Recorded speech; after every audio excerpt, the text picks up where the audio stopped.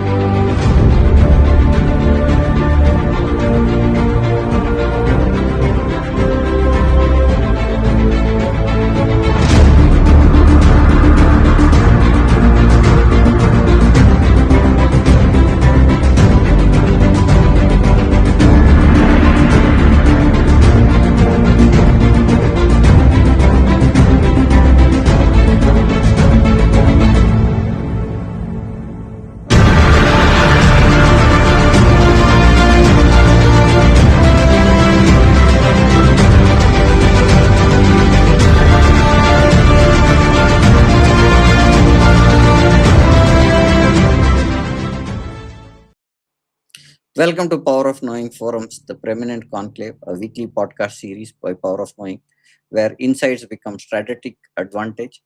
I am your host, Prem Kumar S. And let's welcome our esteemed speaker to the podcast and dive into the topic. Hi, sir. Good evening. Welcome to our Hi, podcast. How are you today? thank you so much. Very good, fantastic. Sir, a small intro about yourself to the our audience. Yeah, so my name is Subramanian, and I have been in the corporate space for over 30 plus years. I have worked with 150 plus organizations across multiple levels of CXOs. And I started my journey in the space of finance. I was the financial officer, chief financial officer for a period of time. Then I got into Six Sigma, and then I got into shared services, and I quit my corporate life and got into my own company, Renergetics Consulting. And we are now counting 14 years since then. And happy to be here on this podcast. Sir, let's begin with the central tension behind today's episode. When does the founder's strength stop enabling growth and quietly start constraining it? So let's take an example here. This is a businessman who has been doing a manufacturing business. I won't take names, but I will give you a profile of this person and his business. So he has been doing the business of manufacturing, catering to big companies like Britannia, ITC, Parley, and the likes of it, multiple industries, and he grew his company, and he grew from a small two-employee company to now he has almost 20 employees. He is clocking about 50 crores annually. And in the last 4 or 5 years, the revenue has stagnated. It's just about doing an average of 45 to 50 crores of rupees. And he came to us to check with us if we can help him 2x his revenue over 12 to 24 months. And when we met him first, we asked him why does he think the revenues are stuck and why does he feel that he has not been able to grow the business. His response was talent availability, salespeople, good salespeople not available, not ready to go to remote parts where factories are situated, their clients are situated in remote parts of the cities. And that was the reason. When we looked at the balance sheet, we recognized that there were a lot of leakages financially. And he was the recovery, the sales recovery, the payment recovery was not happening. There were a few other leakages that we found. Now, if any consultant were to address the issue, they would start focusing on the financials, the process, the talent, and then start building his business. Now, what we did was we didn't do any of that. We did look at his business, we did look at his financials, but we had a conversation with him. It's not that we knew the business as much. We did not have much understanding of the industry or the business. But we met him, we had conversations with him and his first level. And during that conversation, we recognized that there was good talent in the company, but for some strange reason, they were not able to get the order. The opportunity existed, the sales opportunity was very much there to be picked up, but they were not able to grow. We quickly recognized that the talent was not the real issue, it was something else. Now, in such a situation, people would go and start working with the salespeople and all of that. But when we started working, we typically start looking at what must be true for this businessman to be not be able to take decisions that could increase his revenue. The other industries in his competitors were doing good. The clients that he was working with were also doing extremely well. So why was he not able to get the business? And we soon recognized that his leadership lid, or he had a ceiling beyond which he was not able to grow. Now, I want to understand here one concept of a leadership lid. Now, what is a leadership lid? Leadership lid is a limitation beyond which any leader he will not be able to grow. Meaning, the entire organization that he or she is leading, will be limited by that lid, by that limitations. Now, the question is, what are these limitations, and what are these limitations that was holding this business person? most of the time most of the time, it is your neurology, it is your wiring which holds you from taking the right decisions. The opportunities were there, the people first level below him, they saw those opportunities, but for some strange reason they were not able to bring the opportunities into the company and convert it into revenue. And we recognized soon enough that the decisions that were being taken, the way decisions were being pursued, the way the focus was, the time was being spent on certain priorities were incorrect. Now, why would anybody not focus on the right aspects of the business?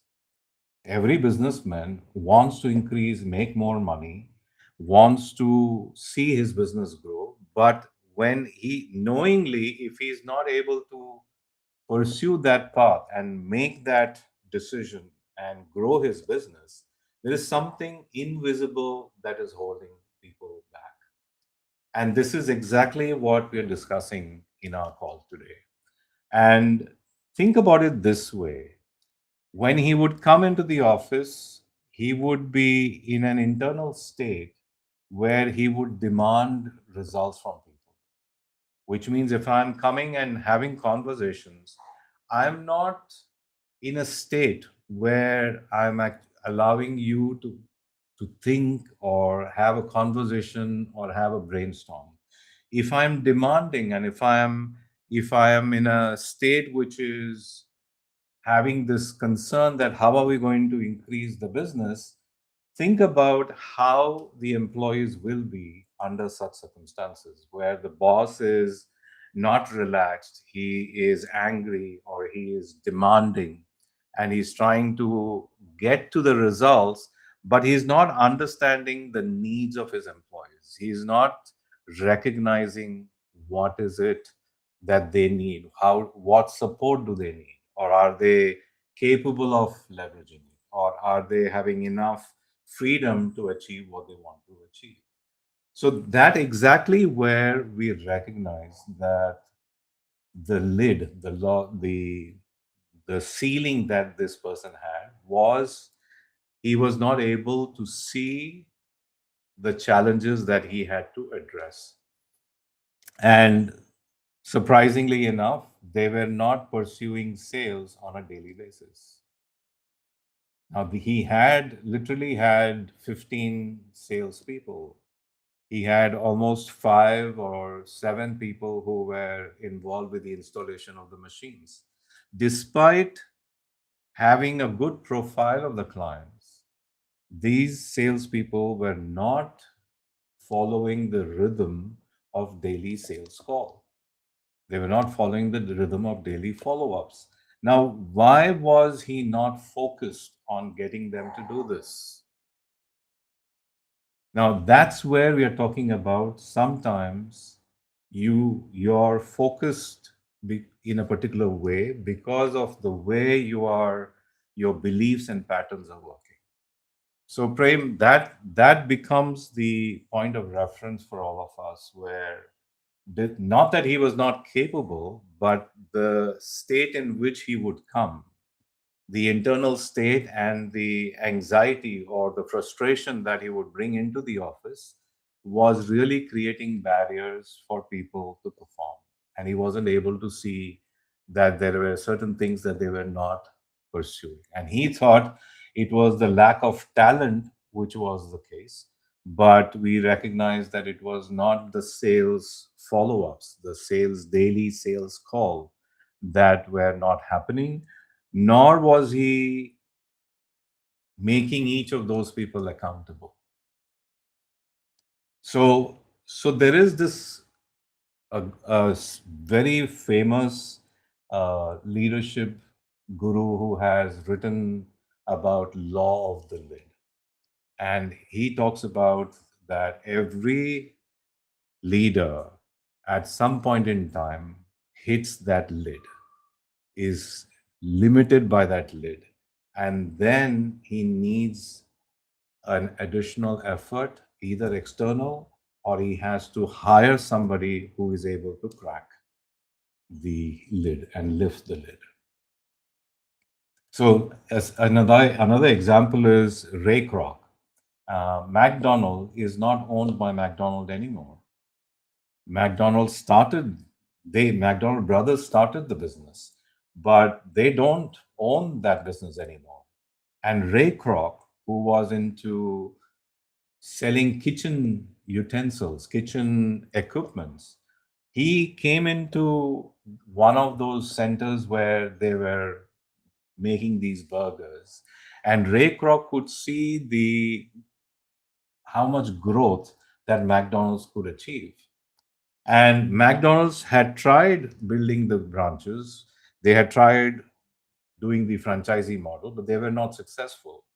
But eventually, Ray Kroc actually bought over the McDonald's business. And then we know how McDonald's is today, a global flourishing business. So it's always the question of that invisible lid. And McDonald's could have employed and hired Ray Kroc, but they did not see the value.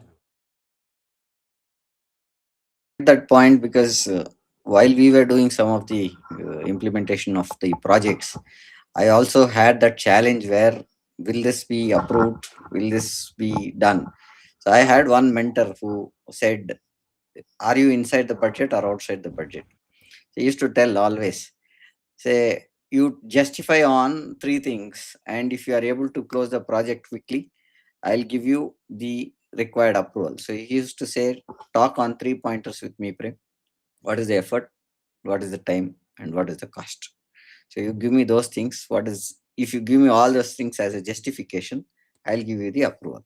So that was the lead that I had, where I used to get locked, like saying that, can I take that decision? So my boss used to say, here three parameters, if you are able to fix it and tell, I'll close this project and recover the money for what we have put on the project, I'll give you this. So we used to go into debate saying that every SOW has to be reviewed. This is what is to be done. This is the number of resources. This is the number of time. This is the period that you will close the project, and this is the cost which will incur. So we've been into projects. That's where I came to Bahrain, where the project was going for 3 years. I went to Uganda 3 years again. So where we went and same formula we applied, and we said, this is the cost, this is what we are happening, this is what we have done, this is what is the challenge that we have. So that lid went off, then we were able to close projects. I completely agree with what you are saying. At what point does the founders reveal response stop protecting the company and start limiting its growth? It starts with small things on an everyday basis. I am reminded of a senior executive that I used to work. I wasn't reporting to him, but he was functionally there,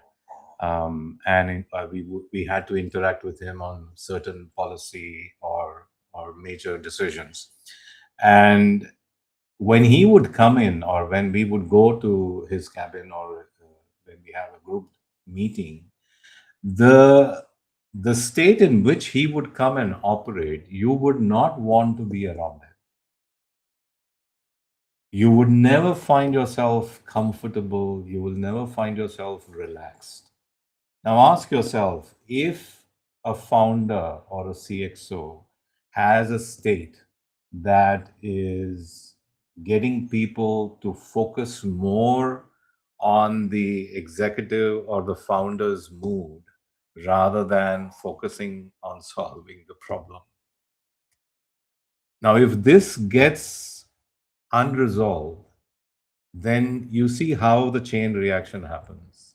Somebody's state is not at his best, which means you will start catering to his moods. You do not know how he or she is going to respond.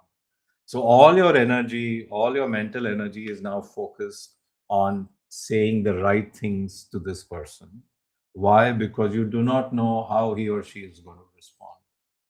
And if that becomes the norm, then even if I am talented, even if I have ideas, even if I have better ways to address the problem, I need an opportunity to communicate that. And I will be waiting to communicate. I will try a couple of times. And if I get the same behavior, which is either an anger or an additional set of questions, which basically implies that he does not trust me, then I'm going to shut down. I'm going to stop bringing solutions to him. Now, if this happens with all the employees or all the people that you're working with, that then becomes a culture. Even if you bring in a new talent, an extremely good talent, as soon as the new talent walks into the office, we all can feel the environment. We all can feel the boss's mood. And when I say mood, we are really talking about internal states.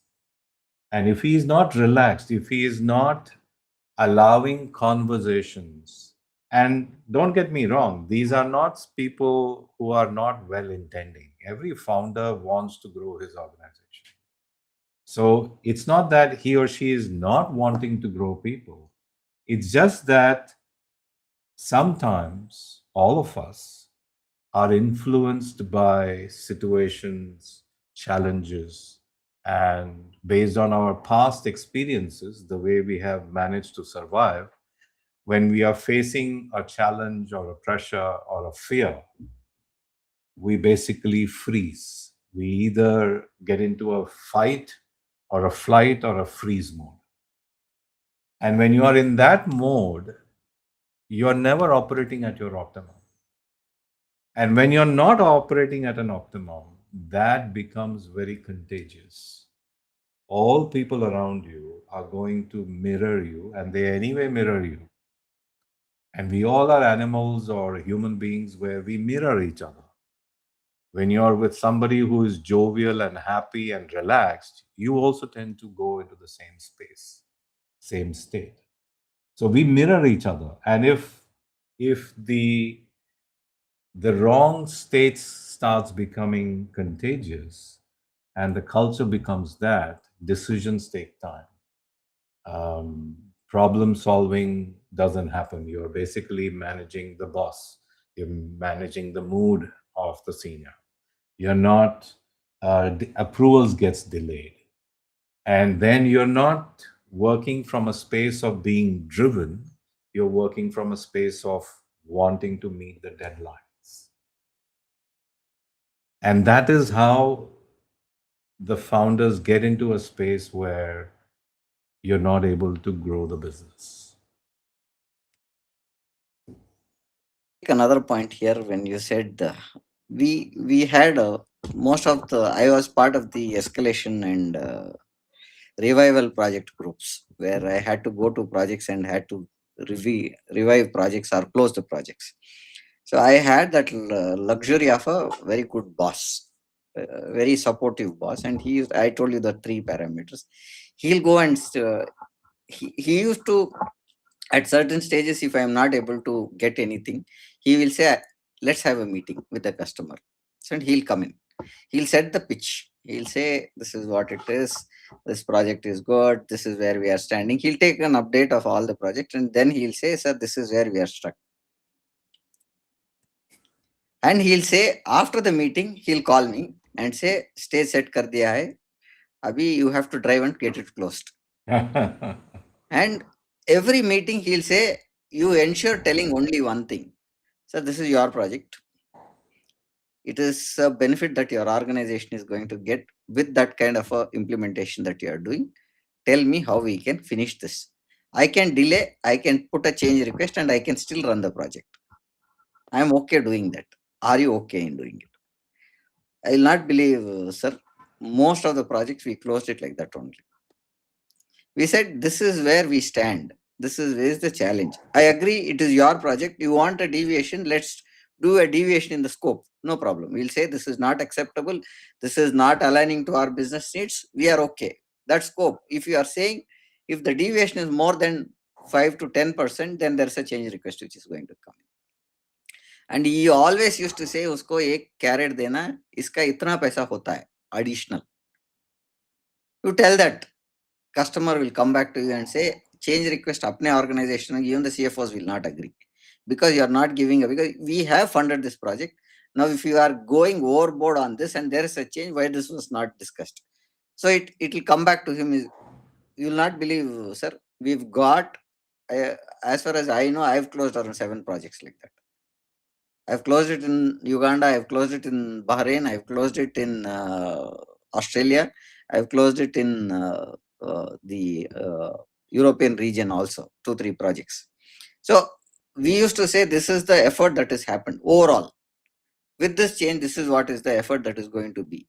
So now you tell me you want this effort, or we were ready to even say we will wind up the project with whatever we have done. We are ready to give you the project and we will move out. So I had that luxury of having a very supportive boss where I could take that kind of the lead that you were talking about. I was having that lead to be taken off at any time, where I said this is where we stand. So with that, what behavior signals reveal that founders are making decisions from pressure, threat of perception or control, not strategic clarity? There are many. I mean, you can start the moment you are in a meeting and people are agreeing with you all the time. That's a red flag. You are asking for opinions and you're not getting any. That's a red flag. Decisions gets delayed. That's an indicator that there is an issue, either in the trust space or because people are still concerned about what you will think and what you will say instead of focusing on the real problem. So problem solving is not happening, but everything to manage the boss is happening. Now, I want to understand people to understand here that the boss is not a bad boss.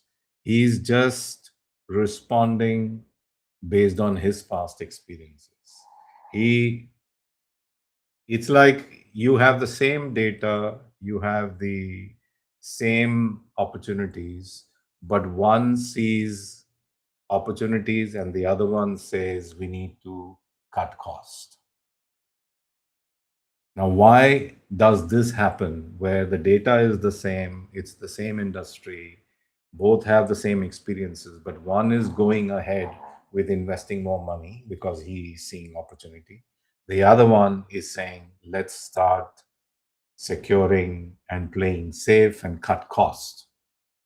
Why does this happen? It's purely because we all are wired to think in a particular way, and that happens because of our past experiences.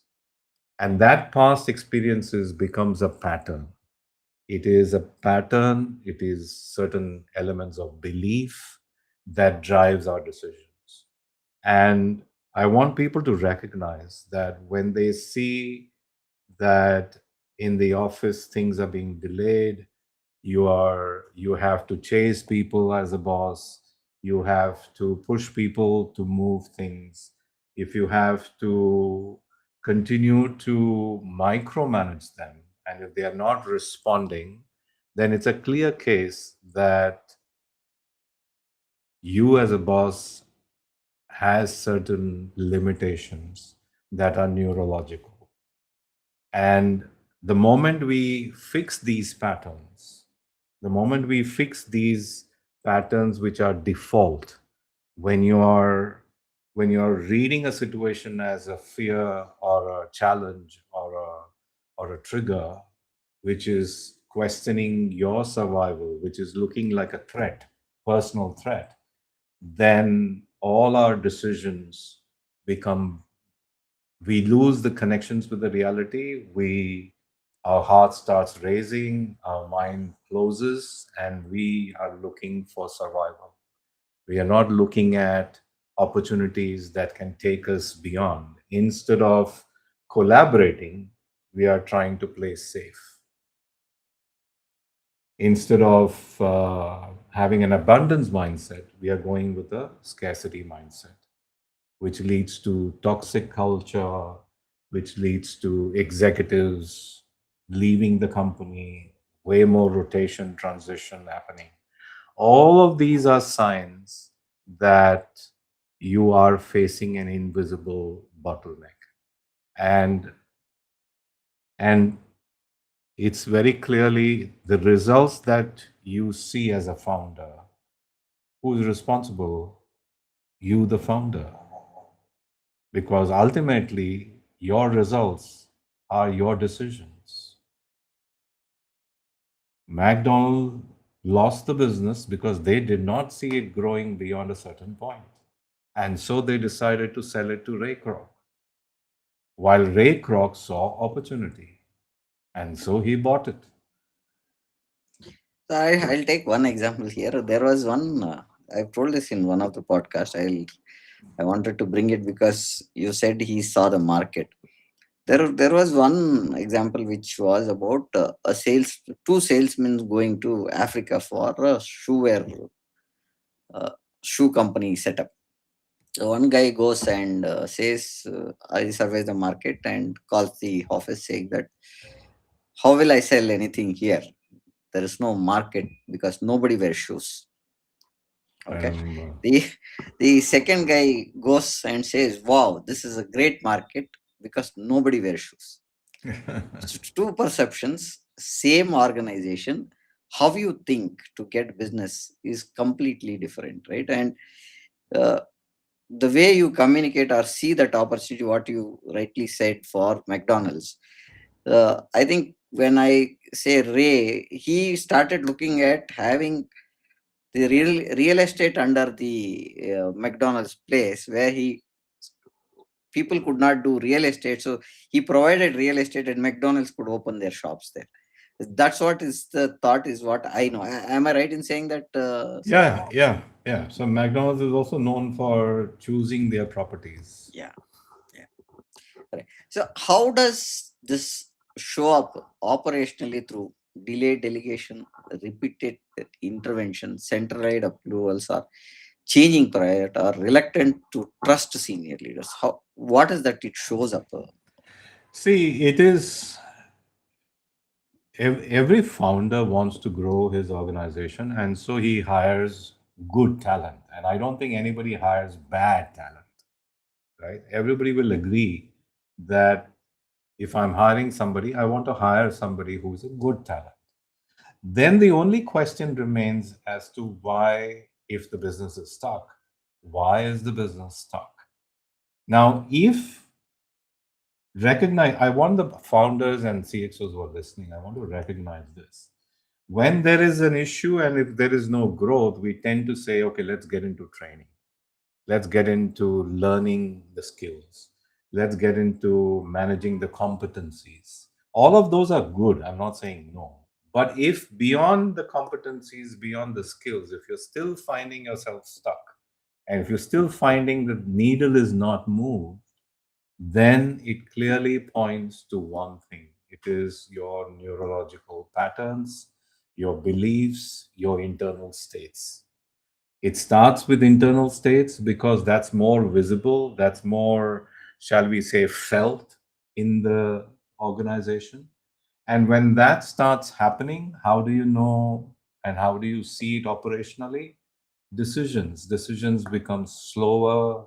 People don't take any decisions whatsoever. It's not about them not able to take the decision, it's just that they don't want to take the responsibility because they are afraid that they may get scolded if the boss doesn't like it.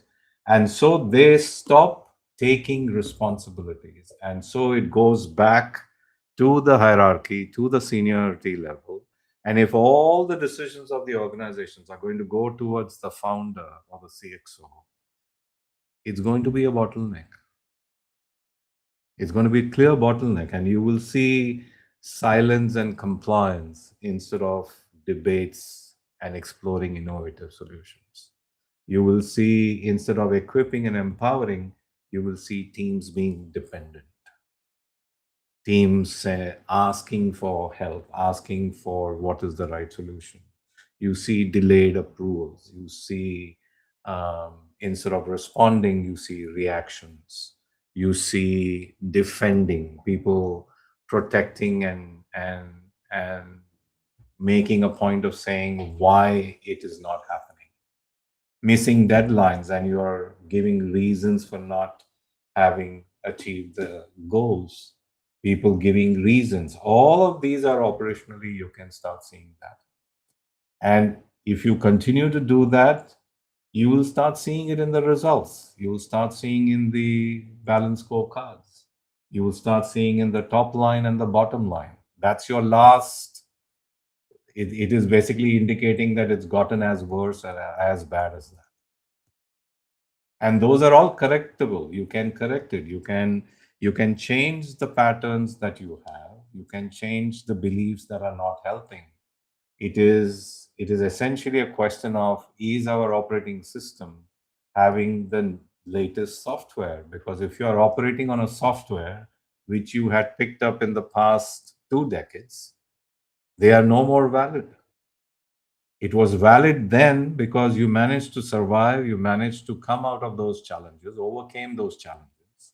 So it worked, but they are no more ready for the current situation. And which means you have to use new data, new perspective, which means you got to walk away from all the patterns and beliefs and the way you think and the way you make decisions.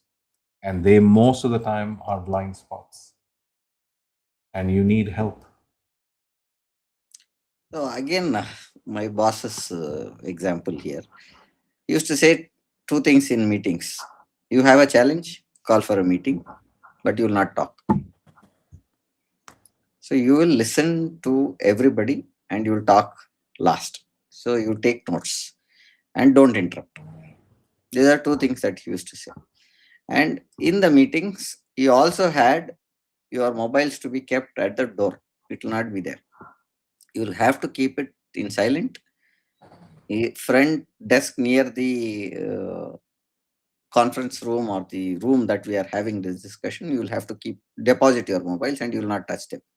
So you listen to everybody and he will say, let everybody speak and you last speak. The point that he used to tell us was there are 10 people, let them voice it out and you list it out. He'll not take full detail, but he'll take a detail saying that uh, Mr. X said this, Mr. Y said this is a point, and he'll ask at the last point, are everybody heard or voice their opinions? Then he'll say, now I'll summarize. He used to summarize this, these are the points. And he used to say, these are the 4 pointers which are not in the scope. So we are not discussing that. So this is out of scope, right? First one, two, three, do you agree? He'll take a confirmation, strike them out. Then he'll say, if you are having a challenge here, what do you think is a bottleneck? Because we were in the infrastructure place where we had to IT infrastructure. We had servers, we had network, we had backup, we had replication, we had application also. So we had to look at all the this one. Now we used to say, get all these people. Now if your data is passing, where is it passing to? How is it passing? These people are there. Can they verify? Have you verified? If it is not verified, go verify and come. So he'll say, if you have a problem, if you can cut it into percentage, today you are 100% having a problem. You talk on this problem and cut it into 10% can be done with these two people, close the 10%, you have still 90%. Tomorrow you can do 40%, they are in 50%. If you don't do anything, you're still sitting on 100%. Yeah. These were very, very useful pointers. And when we went to customer also used to say, this is a dependency, this is pending for so many days. If this is not done, at the end, we will get into problem or the project will not get closed. These are the pointers used to say 10% is done, 50% is done. And he used to give us to give a number saying that this is the impact.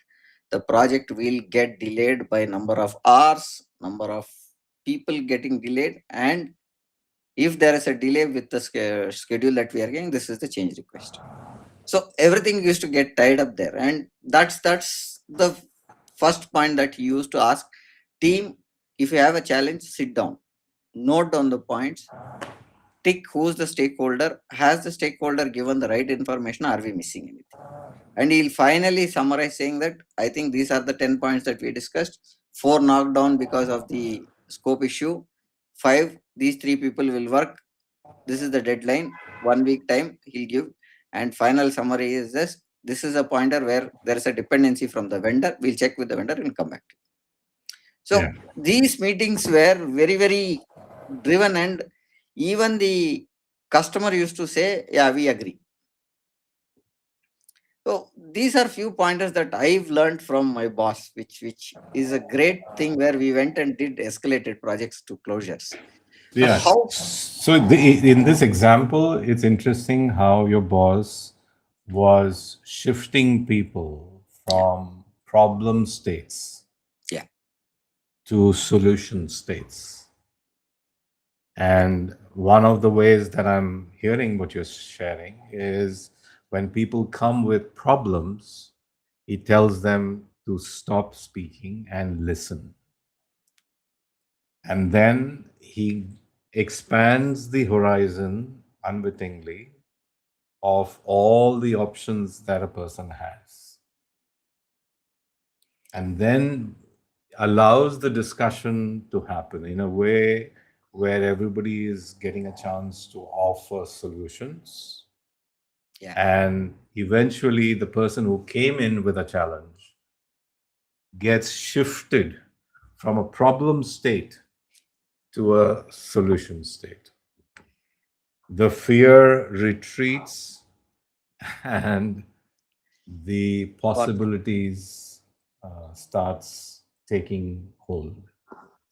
we had sold one product which was a licensing based solution, right? So we said three backup copies. After that, we have cell licenses. So we went to the customer was saying, "You fooled us. We paid money. You did not give the product." And so he said, "Who's the solution guy? Get the solution guy." He said, "Bring that solution guy. Take him to the customer. Have a meeting." So we went, "Sir, we have given you three copies for backup. Rest all is perpetual. This one are just in time copies. How many copies you want to?" So what is your challenge? The solution architect asked. He said, "We need three backups. It is already given to you, sir. But license is not." "No, no, sir. It is already given. You take one backup today. Tomorrow you can take another backup. Day after tomorrow you get three licenses are there. It repeats. Now, if you want to have an additional backup or a just-in-time backup, we've given you enough licenses where you can take point-in-time backups. Now you want a snapshot of 200, maybe a half a day's program. You take a backup, which is a snapshot, live data I will get. Do you agree?" Customer thought for it. We are supposed to get more licenses. Now we are telling these are the only options. Sir, we've given you as per the scope that you asked. These are the three licenses. You have a challenge in there. Let us do. I'll give you another license. So that was going for almost a month. Another problem that we had was we sold a tape library that had 414 slots. And we were struggling. We don't have license. We had licenses as 400. The solution architect again came, "Prem, what is your problem?" He said, "Sir, we have 414 slots. The license is only for 400. 14 slots I cannot use." Then he asked, "So do check. These are all 14 slots are backup slots. In what I'm saying is one slot fails, you have a backup to use the another slot. That is why we've given 400 slots." We were telling customers, "Sir, we don't have license for 14 slots, sir. We don't have." The solution architect came and said, "400 slots, license is done. 14 slots are backup. If there's a problem, use those 14 slots because we cannot replace the slots." Problem solved. I think these were some things which helped us to gain that understanding. When there is a problem, you don't look at a problem as a large problem, and you look at what you have in hand and what can be done with that.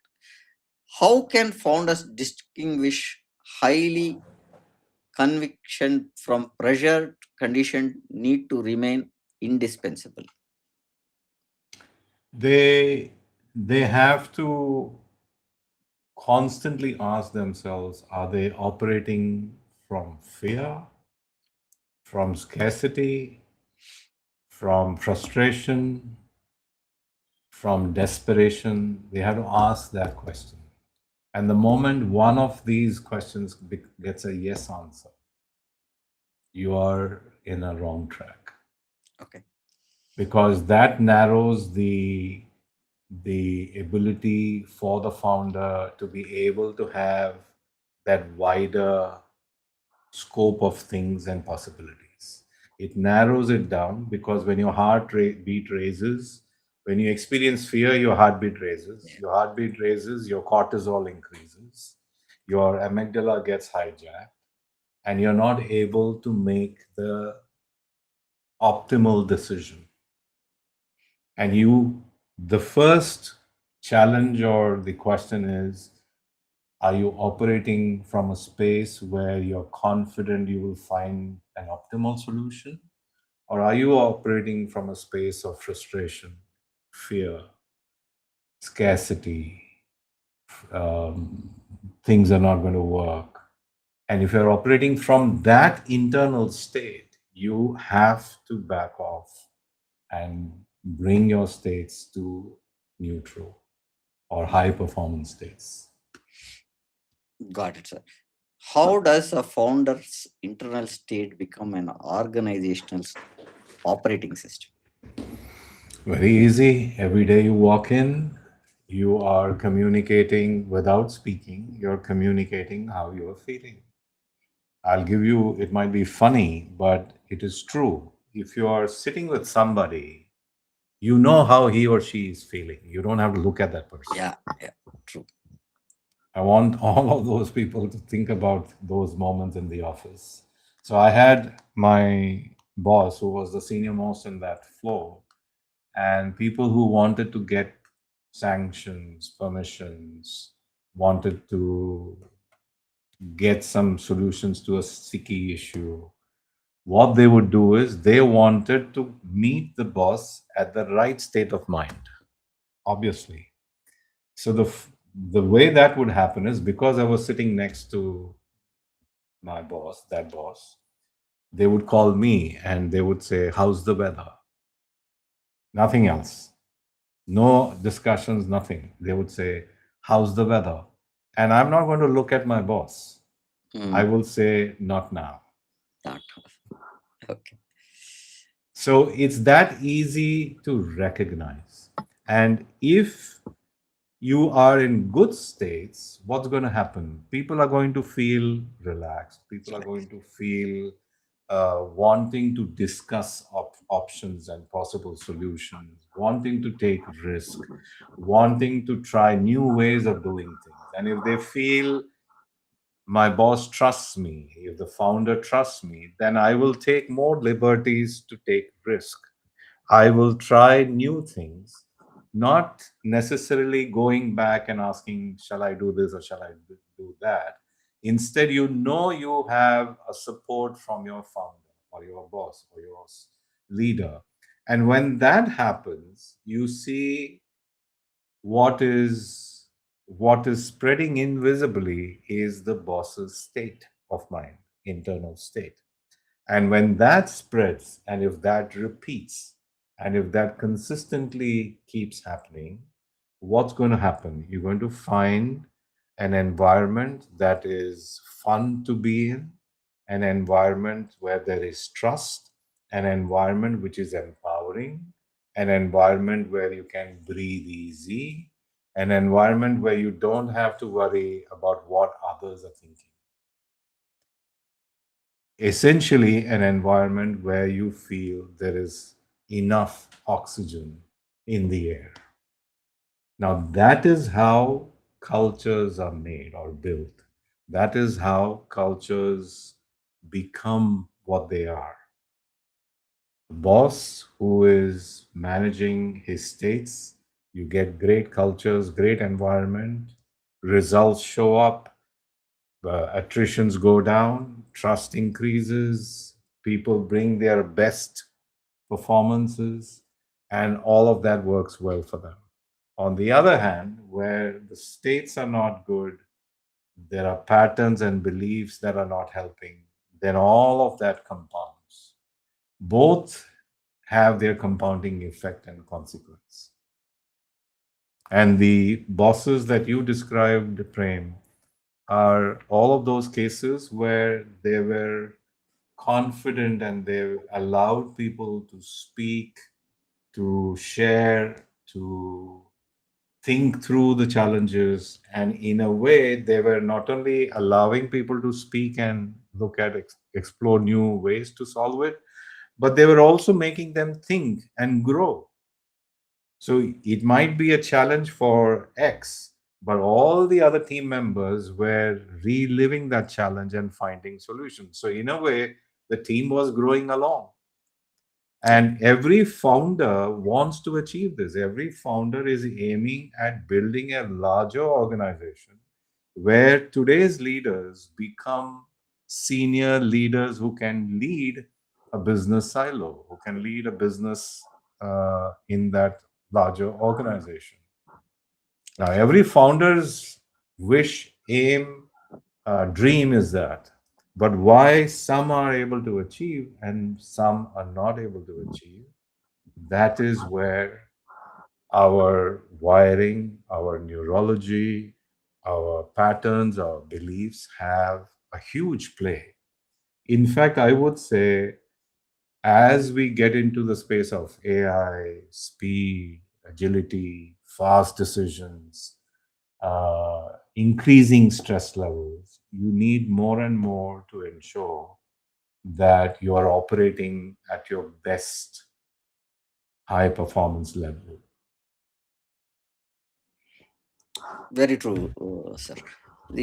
My boss also used to tell one thing: if you want your team to work with you, know them personally, know their names properly, address them when they have a challenge, ask them if there is anything that we can do apart from your project, not the project only. Apart from that, do you have a challenge, something that you want to get?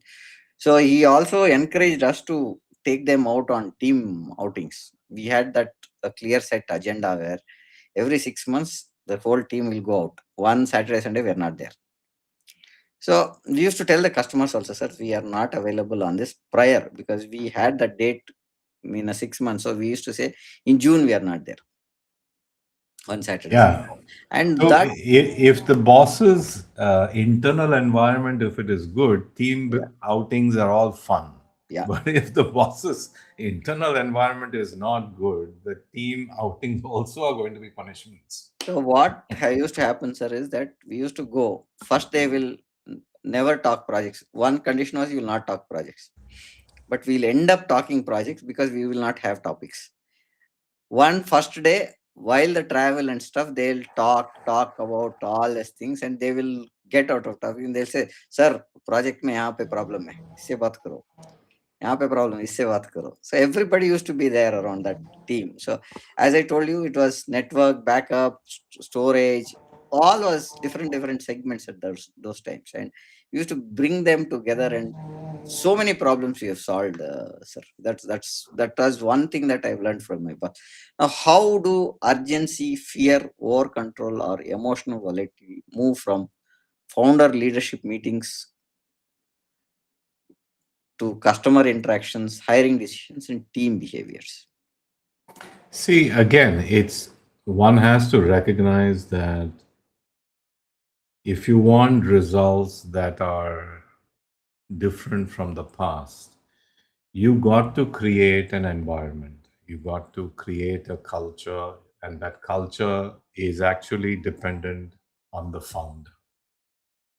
And if he or she is recognizing that the results, the indicators are not giving you the shift that you're looking for, if you're not growing, like the example I gave in the beginning, where they were not moving beyond 45, 50 crores, the problem is with the founder, the problem is with the leader. And they have to ask what is it that is holding the business back. And very clearly, almost 99% of the time, it is our internal architecture, our neurological architecture. And today, science has come to a point where we can tweak that architecture. We can change or upgrade the operating system. Just like we upgrade the software of the operating system, just like Android and iOS, the Apple operating systems continuously upgrade themselves, our own operating systems need upgrade. I think people are not recognizing this. In fact, the competition has gone so much ahead and so much, it has become so much competitive that we will have to consider upgrading our own operating systems. And you may find this funny, but it is true, and these and it's serious, is our operating systems also have viruses. I'll give you an example of how what a virus looks like in a human operating system. I'll give you an example of that. There was this CXO who was recently, when he came to us, recently promoted as the CEO. And his one big challenge, which was trying to control and manage, was work life balance. Now, every executive today has this challenge. But in his case, being a CEO, he had the freedom to manage his time. But it's not that he was spending some time with the family but not able to spend more time. It wasn't that case. It was a case where he wasn't spending time at all with the family. He would be in the office or with the office related stuff for literally 14, 15 hours of the day. And he recognized that that was a problem, but he was unable to shift that, call it habit or call whatever it is. He was unable to shift that aspect of it. Now, when we did our diagnosis and we had a consultation with him, in one of those discussions, he was sharing his past as a student when the mother was a single parent and they had lost financially, they had issues, they had lost the business got closed, the father passed away, money was a challenge, and single parent not able to even do the education properly. In that point in time, the mother told this CEO then that you cannot afford to fail. That was when he was a student. Now, when he finished his degree and when he got into his career, that comment, that point that mother shared, helped him scale his career and he grew up the ladder pretty fast. He became CEO and he was just about in his late 30s. And so he did extremely well with his career. And so did his brother too, which we later got to know. And both had heard this point of the mother saying, "You cannot afford to fail." Now, what was happening now with his ability of not disconnecting from the office was this mother's comment, which was deeply embedded into his neurology, that he always needs to work hard. Got And it. when we tested that, when we with our own techniques we tested if that was true, the unconscious, which manages your default habits and patterns, it actually came back and confirmed that that was the real issue that was holding him back from managing his work life balance. And just like you do antivirus, we uninstalled this virus from his operating system. And you won't believe this.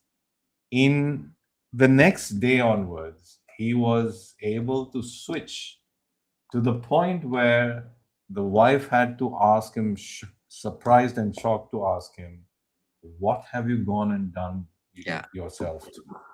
Because he was behaving very unusually, spending more time. He went to Pune to pick up his son, which he would never have even thought of. So that is the power. That is the power of neurogetics that we do. That is the power of the protocol of neurogetics, which is applied neuroscience. Wonderful, sir. So there are two questions. I'm not able to bring it. I'll read it here from another screen. Sure. When pressure rises, what most critical decisions in your organization? Where, where do most critical decisions in your organization go? When pressure rises, you do not get optimal decisions. It's very obvious. When you are under pressure, you are not performing at your best. And when you are under pressure, what happens? You are trying to save yourself. You're trying to protect yourself. There is threat.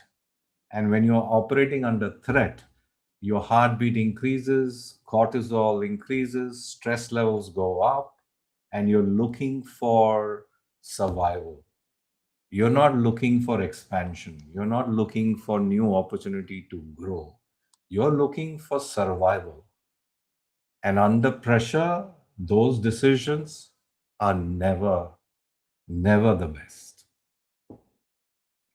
So there is this one which I brought it down here.